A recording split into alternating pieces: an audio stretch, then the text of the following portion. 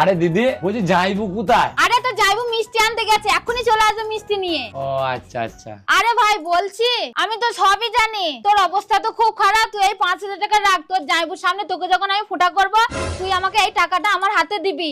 আরে দিদি তুই এসব কি বলছিস? এই টাকা আমি নিতে পারবো না রে। আরে না না তুই নে, তুই তোর মান সম্মানও থাকবে আমার মান সম্মানও থাকবে। আচ্ছা ঠিক আছে দে।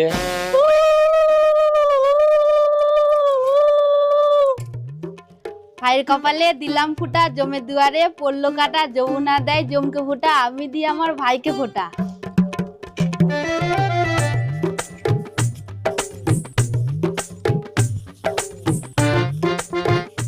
এই নে। হ্যাঁ মাত্র 20 টাকা।